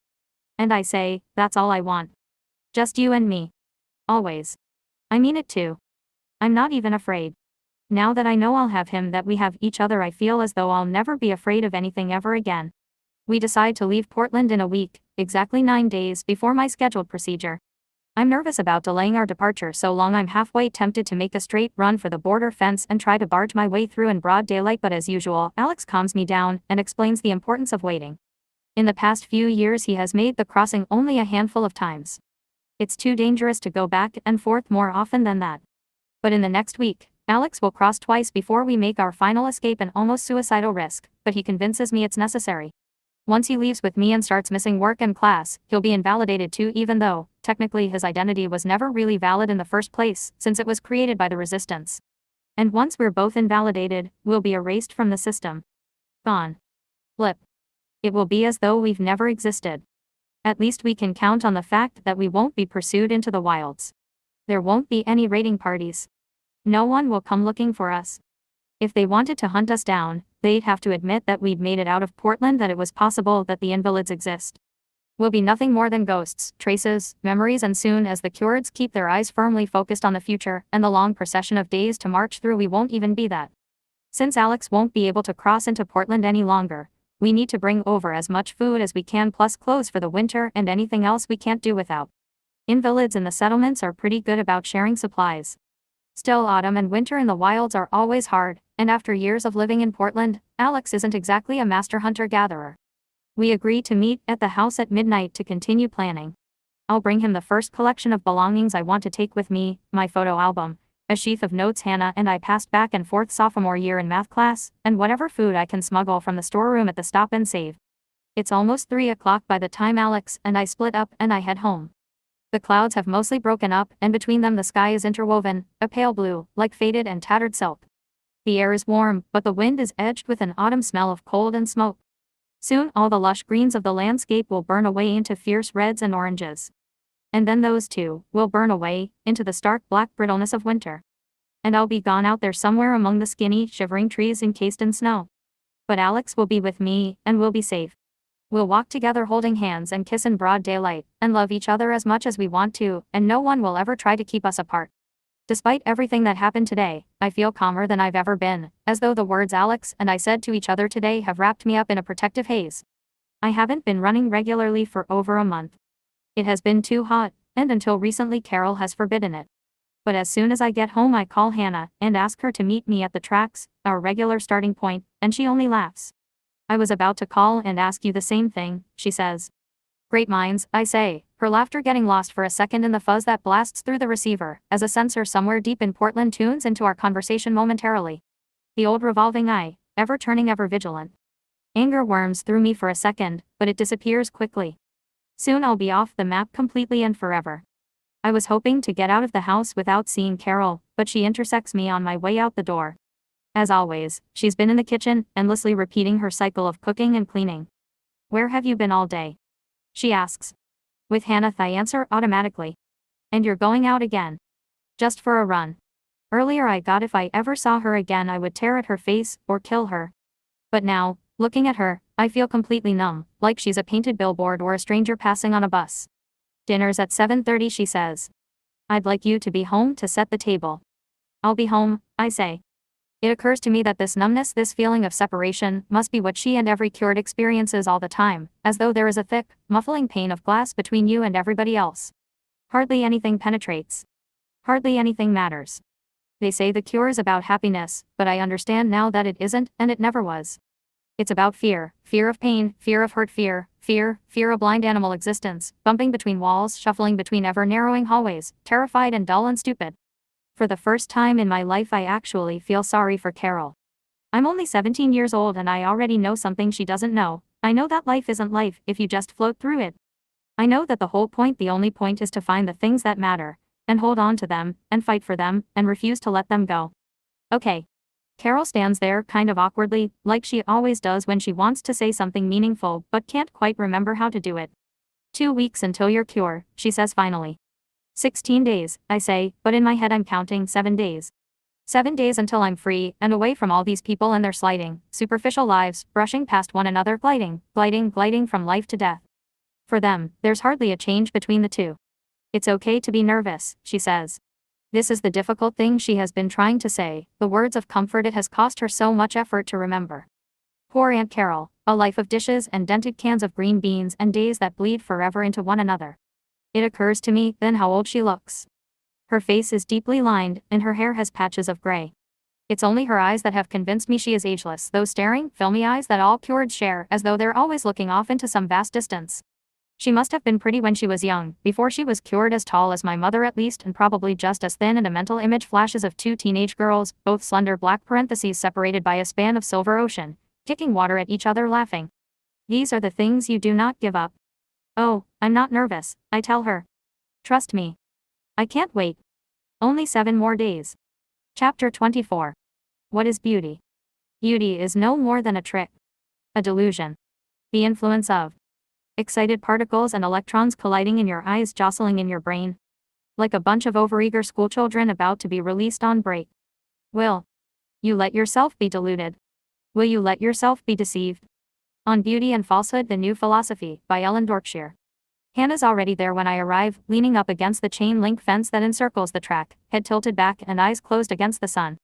Her hair is loose and spilling down her back, nearly white in the sun. I pause when I'm 15 feet away from her, wishing I could memorize her exactly like that, hold that precise image in my mind forever. Then she opens her eyes and sees me. We haven't even started to run yet, she says, pushing off the fence and making a big show of checking her watch, and you're already coming in second. Is that a challenge? I say, closing the last 10 feet between us. Just a fact, she says, grinning. Her smile flickers a little as I get closer. You look different. I'm tired, I say. It feels strange to greet each other with no hug or anything, even though this is how things have always been between us, how things have always had to be. It feels strange that I've never told her how much she means to me. Long day. You want to talk about it? She squints at me. The summer has made her tan. The sun freckles on her nose bunch up like a constellation of stars collapsing. I really think she might be the most beautiful girl in Portland, maybe in the whole world, and I feel a sharp pain behind my ribs, thinking of how she'll grow older and forget me. Someday she'll hardly think of all the time we spent together. When she does, it will seem distant and faintly ridiculous, like the memory of a dream whose details have already started to ebb away. After we run, maybe, I say, the only thing I can think to say. You have to go forward, it's the only way. You have to go forward no matter what happens. This is the universal law. After you eat dirt, you mean, she says, bending forward to stretch out her hamstrings. You talk a big game for someone who's been lying on her ass all summer. You're one to talk. She tilts her head up to wink at me. I don't think what you and Alex have been doing really counts as exercise. SHHH. Relax, relax. No one's around. I checked. It all seems so normal, so deliciously, wonderfully normal that I'm filled from head to toe with a joy that makes me dizzy. The streets are striped with golden sun and shadow, and the air smells like salt and the odor of frying things and, faintly, seaweed washed up onto the beaches. I want to hold this moment inside of me forever, keep it safe, like a shadow heart, my old life, my secret. Tag, I say to Hannah, giving her a tap on the shoulder. You're it. And then I'm off, and she's yelping and leaping to catch up, and we're rounding the track and heading down to the piers without hesitating or debating our route. My legs feel strong, steady. The bite I got on the night of the raids has healed well and completely, leaving just a thin red mark along the back of my calf like a smile. The cool air pumps in and out of my lungs, aching, but it's the good kind of pain, the pain that reminds you how amazing it is to breathe, to ache, to be able to feel at all. Salt stings my eyes and I blink rapidly, not sure whether I'm sweating or crying. It's not the fastest run we've ever been on, but I think it might be one of our best. We keep up the same exact rhythm, running almost shoulder to shoulder, drawing a loop from the old harbor all the way out to Eastern Prom. We're slower than we were at the start of the summer, that's for sure. At about the 3-mile mark both of us are starting to lag, and by silent agreement we both cut down the sloping lawn onto the beach, flinging ourselves onto the sand, starting to laugh. 2 minutes, Hannah says, gasping. I just need 2 minutes. Pathetic, I say, even though I'm just as grateful for the pause. Right back at you, she says, lobbing a handful of sand in my direction. Both of us flop onto our backs, arms and legs flung apart like we're about to make snow angels. The sand is surprisingly cool on my skin and a little damp. It must have rained earlier after all, maybe when Alex and I were in the crypts. Thinking again of that tiny cell and the words drilled straight through the wall, sun revolving through the O as though beamed through a telescope, makes that thing constrict in my chest again. Even now, this second, my mother is out there somewhere moving, breathing, being. Well, soon I'll be out there too. There are only a few people on the beach, mostly families walking, and one old man, plodding slowly by the water, staking his cane into the sand. The sun is sinking farther beyond the clouds, and the bay is a hard gray, just barely tinged with green. I can't believe in only a few weeks we won't have to worry about curfew anymore, Hannah says, then swivels her head to look at me. Less than 3 weeks for you. 16 days, right? Yeah. I don't like to lie to Hannah, so I sit up, wrapping my arms around my knees. I think on my first night cured I'm going to stay out all night. Just because I can. Hannah props herself up on her elbows. We can make a plan to do it together, you and me. There's a pleading note in her voice. I know I should just say, yeah, sure, or that sounds great. I know it would make her feel better, it would make me feel better to pretend that life will go on as usual. But I can't force the words out. Instead I start blotting bits of sand from my thighs with a thumb. Listen, Hannah. I have to tell you something. About the procedure. What about it? She squints at me. She's heard some note of seriousness in my voice, and it has worried her. Promise you won't be mad, okay? I won't be able to. I stop myself before I can say, I won't be able to leave if you're mad at me. I'm getting ahead of myself. Hannah sits up completely, holding up a hand, forcing a laugh. Let me guess. You're jumping ship with Alex, making a run for it, going all rogue and invalid on me. She says it jokingly, but there's an edge to her voice, an undercurrent of neediness. She wants me to contradict her. I don't say anything though. For a minute we just stare at each other, and all the light and energy drains from her face at once. You're not serious, she says finally. You can't be serious. I have to, Hannah, I tell her quietly. When? She bites her lip and looks away. We decided today. This morning. No. I mean when? When are you going? I hesitate for only a second. After this morning, I feel like I don't know very much about the world or anything in it. But I do know that Hannah would never, ever betray me, not now at least, not until they stick needles into her brain and pick her apart, tease her into pieces. I realize now that that's what the cure does after all, it fractures people, cuts them off from themselves. But by then, by the time they get to her, it will be too late. Friday, I say. A week from now. She breathes out sharply, the air whistling between her teeth. You can't be serious, she repeats. There's nothing for me here, I say. She looks back at me then. Her eyes are enormous, and I can tell I've hurt her. I'm here. Suddenly the solution comes to me, simple, ridiculously simple. I almost laugh out loud. Come with us, I burst out. Hannah scans the beach anxiously, but everyone has dispersed. The old man has plodded on halfway down the beach by now and out of earshot. I'm serious, Hannah. You could come with us. You'd love it in the wilds. It's incredible. There are whole settlements there. You've been. She cuts in sharply. I blush, realizing I'd never told her about my night with Alex in the wilds. I know she'll see this too as a betrayal. I used to tell her everything. Just once, I say. And only for a couple of hours. It's amazing, Hannah. It's not like we imagined it at all. And the crossing. The fact that you can cross at all. So much is different from what we've been told. They've been lying to us, Hannah. I stop, temporarily overwhelmed. Hannah looks down, picking at the seam of her running shorts. We could do it, I say more gently. The three of us together. For a long time Hannah doesn't say anything. She looks out at the ocean, squinting.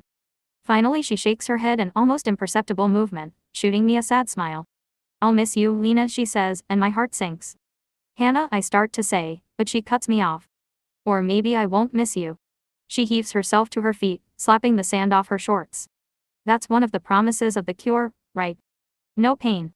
Not that kind of pain, anyway. You don't have to go through with it. I scramble to my feet. Come to the wilds. She lets out a hollow laugh. And leave all this behind. She gestures around her. I can tell she's half joking, but only half. In the end, despite all her talk and the underground parties and forbidden music, Hannah doesn't want to give up this life, this place, the only home we've ever known. Of course, she has a life here, family, a future, a good match. I have nothing. The corners of Hannah's mouth are trembling, and she drops her head, kicking at the sand. I want to make her feel better, but can't think of anything to say. There's a frantic aching in my chest. It seems like as we stand there I'm watching my whole life with Hannah, our entire friendship, fall away, sleepover parties with forbidden midnight bowls of popcorn. All the times we rehearsed for evaluation day when Hannah would steal a pair of her father's old glasses and bang on her desk with a ruler whenever I got an answer wrong, and we always started choking with laughter halfway through. The time she put a fist hard in Jillian Dawson's face because Jillian said my blood was diseased. Eating ice cream on the pier and dreaming of being paired and living in identical houses, side by side. All of it is being sucked into nothing, like sand getting swept up by a current. You know it's not about you, I say. I have to force the words out, past a lump in my throat.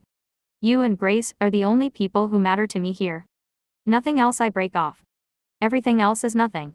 I know, she says, but she still won't look at me. They took my mother, Hannah.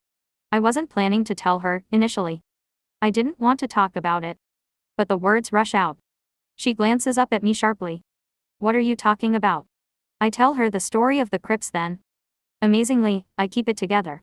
I just tell her about everything in detail. Ward 6 and the escape, the cell, the words.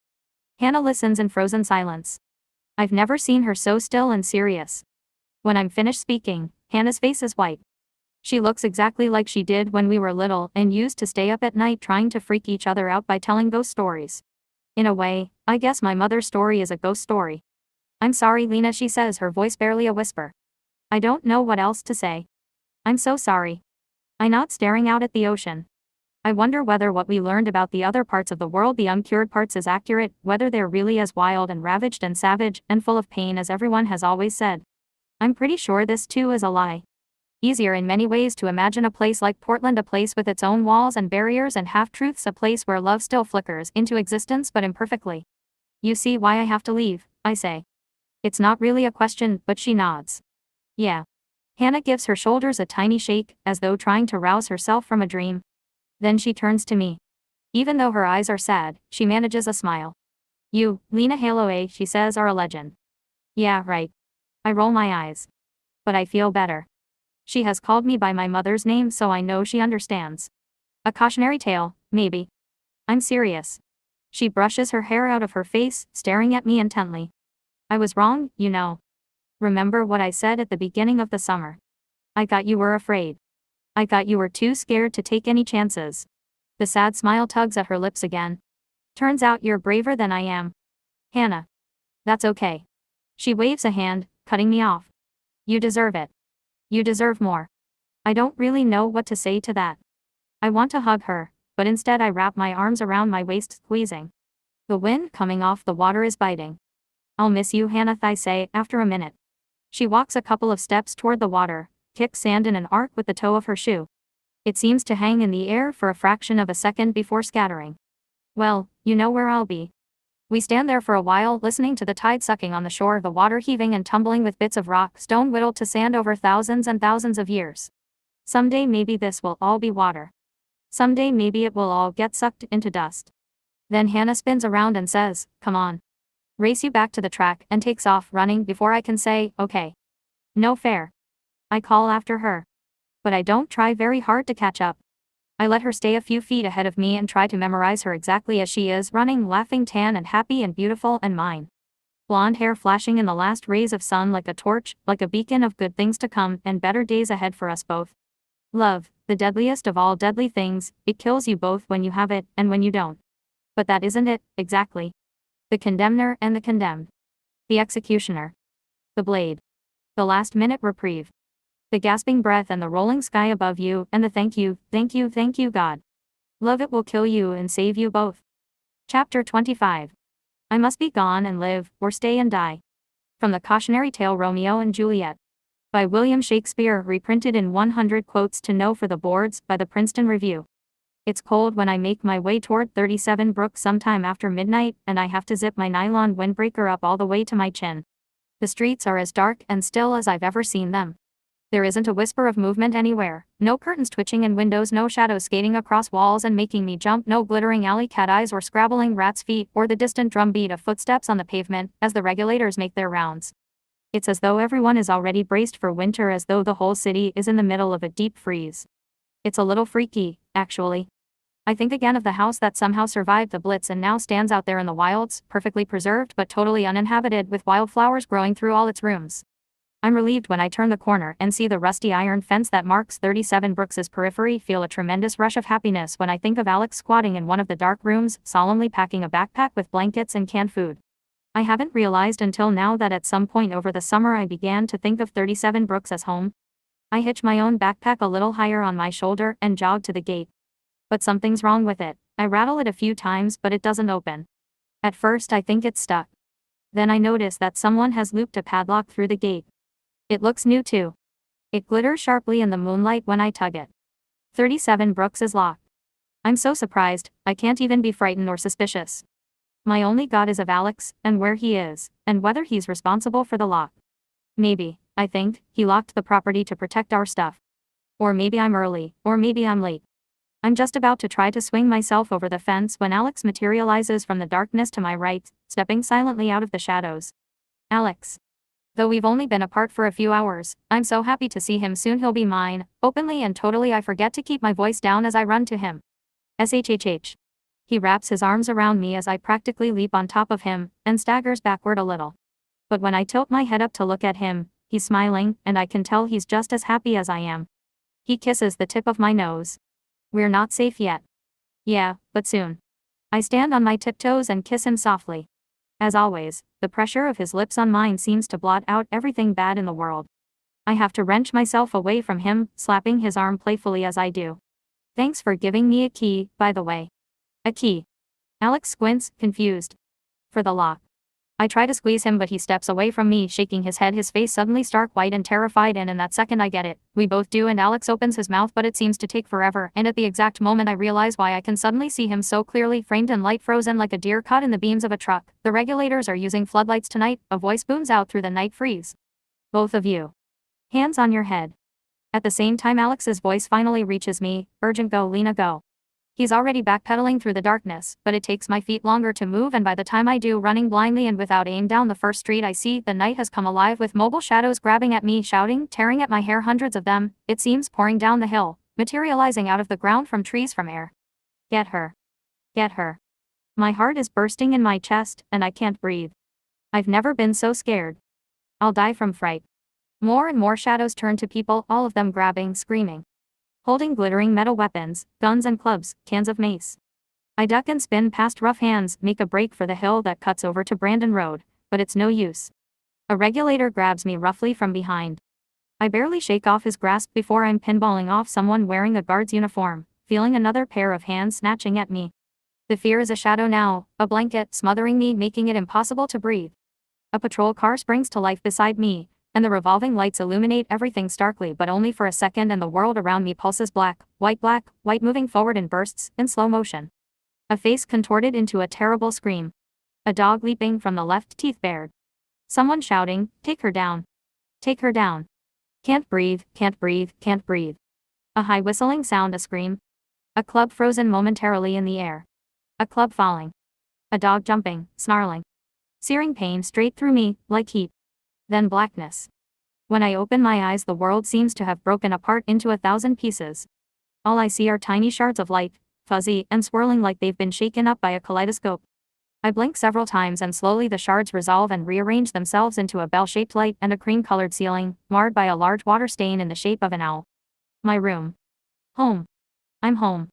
For a second I feel relieved, my body is prickling, like I've been stuck with needles all over my skin, and all I want to do is lie back against the softness of my pillows and sink into the darkness and oblivion of sleep, wait for the sharp pain in my head to dissipate. Then I remember, the lock, the attack, the swarming shadows. And Alex. I don't know what happened to Alex. I flail trying to sit up, but agonizing pain shoots from my head down to my neck and forces me back against the pillows, gasping. I close my eyes and hear the door to my room scrape open, voices swell suddenly from downstairs. My aunt is talking to someone in the kitchen, a man whose voice I don't recognize. A regulator, probably. Footsteps cross the room. I keep my eyes squeezed tight, pretending to sleep, as someone leans across me. I feel a warm breath tickle the side of my neck. Then more footsteps coming up the stairs, and Jenny's voice, a hiss at the door, what are you doing here? Aunt Carol told you to stay away. Now get downstairs before I tell. The weight eases off the bed, and light footsteps patter away, back into the hall. I crack my eyes open, the barest squint just enough to make out Grace as she ducks around Jenny, who is standing in the doorway. She must have been checking on me. I squeeze my eyes shut again as Jenny takes several tentative steps toward the bed. Then she pivots abruptly as though she can't leave the room fast enough. I hear her call out, still asleep. The door scrapes closed again. But not before I hear from the kitchen, very clearly, who was it? Who infected her? This time I force myself to sit, despite the pain knifing through my head and neck and the terrible sensation of swinging that accompanies every movement I make. I try to stand, but find my legs won't hold me. Instead I sink to the ground and crawl over to the door. Even on my hands and knees the effort is exhausting, and I lie down on the ground, shaking as the room continues to rock back and forth like some diabolical seesaw. Fortunately, keeping my head to the ground makes it easier to hear downstairs, and I catch my aunt saying, you must have at least seen him. I've never heard her sound so hysterical. Don't worry, the regulator says. We'll find him. This at least is a relief. Alex must have escaped. If the regulators had any idea who had been with me on the street, if they had even a suspicion, they would have him in custody already. I say a silent prayer of gratitude that Alex managed miraculously to make it to safety. We had no idea, Carol says, still in that trembling, urgent voice so unlike her regular measured tone. And now I understand. She's not just hysterical. She's terrified. You have to believe that we had no idea she'd been infected. There were no signs. Her appetite was the same. She went to work on time. No mood swings. She was probably trying her hardest to conceal the signs. The regulator cuts in. The infected often do. I can practically hear the disgust in his voice when he pronounces the word infected, like he's actually saying cockroach or terrorist. What do we do now? Carol's voice is fainter now. She and the regulator must be passing into the living room. We're putting in calls as fast as we can, he replies. With any luck, before the end of the week. Their voices become indecipherable, a low hum. I rest my forehead on the door for a minute, focusing on inhaling and exhaling, breathing past the pain. Then I get to my feet, carefully. The dizziness is still intense, and I have to brace myself against the wall as soon as I'm standing, trying to sort out my options. I have to find out what exactly happened. I need to know how long the regulators had been watching 37 Brooks, and I have to make absolutely positive that Alex is safe. I need to talk to Hannah. She'll help me. She'll know what to do. I tug on the door handle before realizing that it has been locked from the outside. Of course. I'm a prisoner now. As I'm standing there with my hand on the door handle, it begins to rattle and turn. I turn as quickly as I am able and dive back into the bed, even that hurts, just as the door swings open again and Jenny re-enters. I don't shut my eyes fast enough. She calls back into the hallway. She's awake now. She is carrying a glass of water but seems reluctant to come farther into the room. She stays near the doorway, watching me. I don't particularly want to talk to Jenny, but I'm absolutely desperate to drink. My throat feels like I've been swallowing sandpaper. Is that for me? I say, gesturing to the glass. My voice is a croak. Jenny nods, her lips stretched into a fine white line. For once, she has nothing to say. She darts forward suddenly, places the glass on the little rickety table next to the bed, then darts away just as quickly. Aunt Carol said it would help. Help what? I take a long, grateful sip, and the burning in my throat and head seems to ease up. Jenny shrugs. The infection, I guess. This explains why she's staying by the door, and doesn't want to get too close to me. I'm diseased, infected, dirty. She's worried she's going to catch it. You can't get sick just by being around me, you know, I tell her. I know, she says quickly, defensively, but stays frozen where she is, watching me warily. I feel impossibly tired. What time is it? I ask Jenny. 2:30, she says. This surprises me. Relatively little time has passed since I went to meet Alex. How long was I out? She shrugs again. You were unconscious when they brought you home, she says matter-of-factly, as though this is a natural fact of life, or something I did and not because a bunch of regulators clubbed me on the back of the head. That's the irony of it. She's looking at me like I'm the crazy one, the dangerous one. Meanwhile, the guy downstairs who nearly fractured my skull and bled my brains all over the pavement is the savior. I can't stand to look at her, so I turn toward the wall. Where's Grace? Downstairs, she says. Some of the normal whine returns to her voice. We had to set up sleeping bags in the living room. Of course they'd want to keep Grace away from me, young, impressionable Grace, safely sheltered from her crazed sick cousin. I do feel sick too, with anxiety and disgust. I think of the fantasy I had earlier of burning the whole house down. It's lucky for Aunt Carol I don't have any matches. Otherwise I just might do it. So who was it? Jenny's voice drops to a sinuous whisper, like a little snake forking its tongue in my ear. Who was it who infected you? Jenny. I turn my head, surprised to hear Rachel's voice. She's standing in the doorway, watching us, her expression completely unreadable. Aunt Carol wants you downstairs, she says to Jenny, and Jenny scurries eagerly for the door, shooting one last look over her shoulder at me, her face a mixture of fear and fascination. I wonder if that's how I looked all those years ago when Rachel got the deliria and had to be pinned down on the floor by 4 regulators before she could be dragged to the labs. Rachel comes over to the bed, still watching me with that same unreadable expression. How are you feeling? She asks. Fabulous, I say sarcastically, but she just blinks at me. Take these. She lays out 2 white pills on the table. What are those? Tranquilizers. Her eyelids flutter. Advil. Irritation has crept into her voice, and I'm glad of it. I don't like that she's standing there composed and detached, evaluating me like I'm a taxidermy specimen. So. Carol called you. I'm debating whether to trust her about the Advil, but decide to risk it. My head is killing me, and at this point I'm not sure how much more damaging a tranquilizer would be. It's not exactly like I can make a break for the door in this condition, anyway. I swallow the 2 pills with a large gulp of water. Yes. I came right away. She sits on the bed. I was sleeping, you know. Sorry to inconvenience you. I didn't exactly ask to get knocked out and dragged here. I've never spoken to Rachel this way, and I can see it surprises her. She rubs her forehead tiredly, and for a second a glimpse of the Rachel I used to know, my older sister Rachel, the one who tortured me with tickles and braided my hair and complained that I always got bigger scoops of ice cream, flickers through. Then the blankness is back, like a veil. It's amazing how I've always just accepted it, the way that most cured seem to walk through the world as though wrapped in a thick cloak of sleep. Maybe it's because I too was sleeping. It wasn't until Alex woke me up that I could see things clearly. For a while Rachel doesn't say anything else. I have nothing to say to her either, so we just sit there. I close my eyes waiting for the pain to begin ebbing away, trying to sort out words from the tangle of voices downstairs and the sounds of footsteps and muffled exclamations and the television going in the kitchen, but I can't make out any specific conversations. Finally Rachel says, "What happened tonight, Lena?" When I open my eyes, I see she's staring at me again. "You think I'll tell you?" She gives a minute shake of her head. "I'm your sister." As if that means something to you. She recoils slightly, just a fraction of an inch. When she speaks again her voice is flinty. "Who was he? Who infected you?" That's the question of the evening, isn't it? I roll away from her, facing the wall, feeling cold. "If you came here to grill me, you're wasting your time. You might as well go home again." "I came here because I'm worried," she says. "About what?" "About the family. About our reputation." I keep staring stubbornly at the wall, pulling the thin summer blanket all the way to my neck. "Or maybe you're worried that everyone will think you knew. Maybe you think you'll get labeled a sympathizer. Don't be difficult." She sighs. "I'm worried about you. I care, Lena. I want you to be safe. I want you to be happy." I swivel my head to look at her, feeling a rush of anger and, deeper than that, hatred. I hate her. I hate her for lying to me. I hate her for pretending to care, for even using that word in my presence.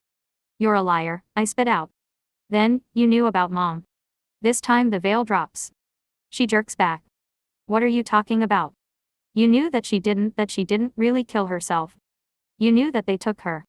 Rachel squints at me. "I really have no idea what you're talking about, Lena. And I can tell, then, that at least I'm wrong about this." Rachel doesn't know. She never knew. I feel a twin flood of relief and regret. "Rachel," I say more gently. "She was in the crypts. She's been in the crypts this whole time." Rachel stares at me for one long second, her mouth falling open. Then she stands abruptly, smoothing down the front of her pants as though brushing away invisible crumbs. "Listen, Lena. You got bumped on the head pretty badly. Again, as though I've somehow done it myself. You're tired. You're confused." I don't correct her. There's no point. It's too late for Rachel anyway. She will always exist behind the wall. She will always be asleep. "You should try to get some sleep," she says. "I'll refill your water." She takes the glass and then moves toward the door, switching off the overhead light as she goes. She pauses in the doorway for a bit with her back turned to me. The light from the hallway looks fuzzy around her, and makes her features blur to black so she looks like a shadow person, a silhouette. "You know, Lena," she says at last, turning back around to face me, "things are going to get better. I know you feel angry. I know you think we don't understand. But I do understand." She breaks off, staring down into the empty glass. "I was just like you. I remember those feelings, that anger and passion, the sense that you can't live without it, that you'd rather die." She sighs. "But trust me, Lena. It's all part of the disease. It's a sickness. In a few days you'll see. This will all feel like a dream to you. It was like a dream to me. And you're happier now. You're glad you did it." I ask her.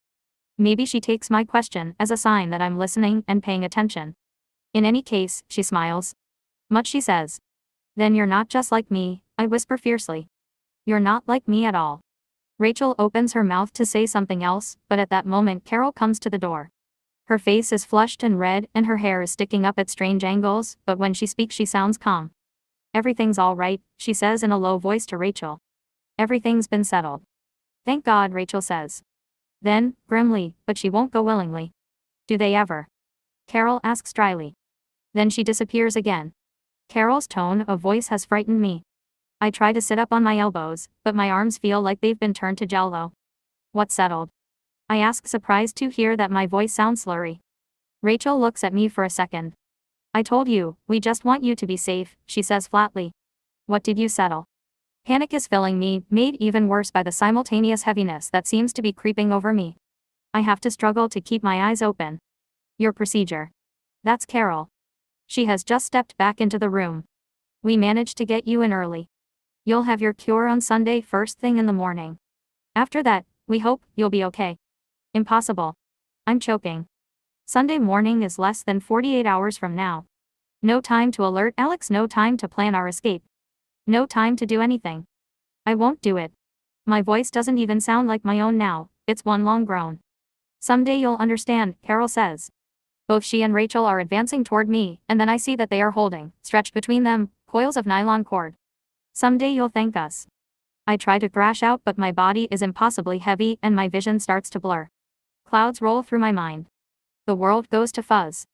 I think, so she was lying about the Advil, and then I think, that hurts as something sharp digs deep into my wrists, and then I don't think anything at all.